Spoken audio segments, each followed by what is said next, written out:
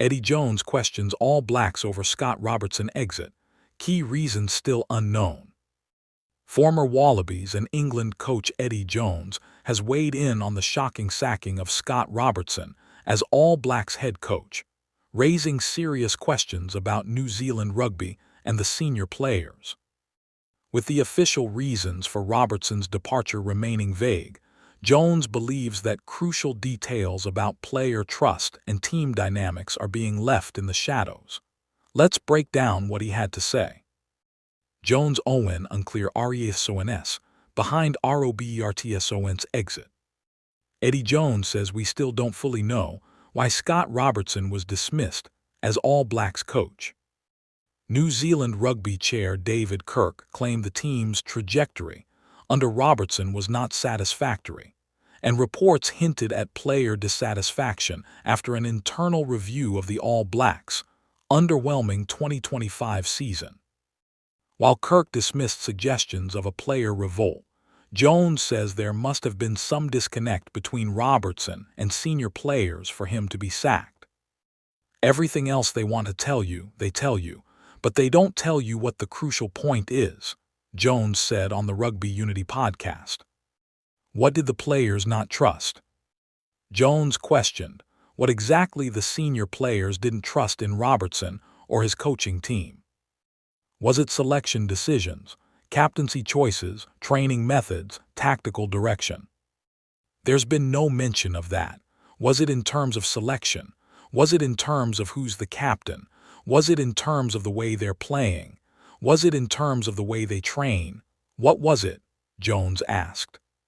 He explained that even small points of contention, like a player disagreeing with a comment during a season review, can escalate and create doubts about a coach's effectiveness.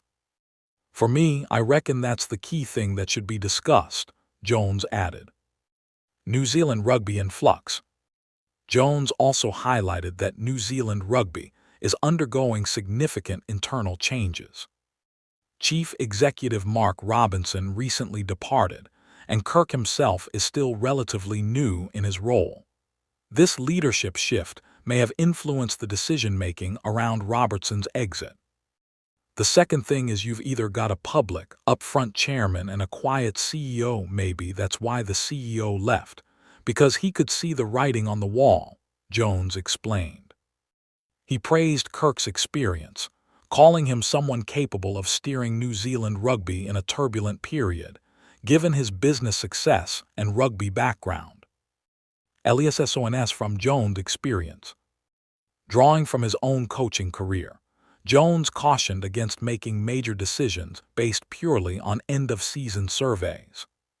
He recalled his time with the Brumbies, where an anonymous team survey initially painted a negative picture.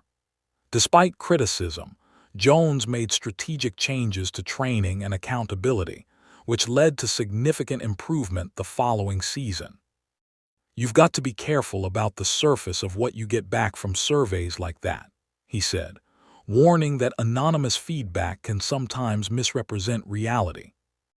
Jones emphasized that the high-performance review in New Zealand likely looked thoroughly at the situation, but transparency on the key issues, especially player trust, remains vital.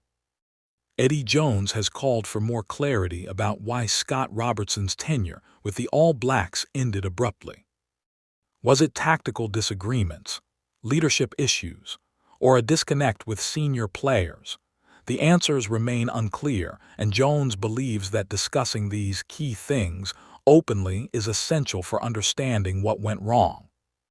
Until New Zealand Rugby provides more transparency, speculation and questions will continue to swirl around one of rugby's most shocking coaching exits. What do you think was the real reason behind Robertson's All Blacks exit? Do you agree with Eddie Jones that NZR needs to reveal the truth? Comment below, and don't forget to like, subscribe, and hit the notification bell for more rugby updates.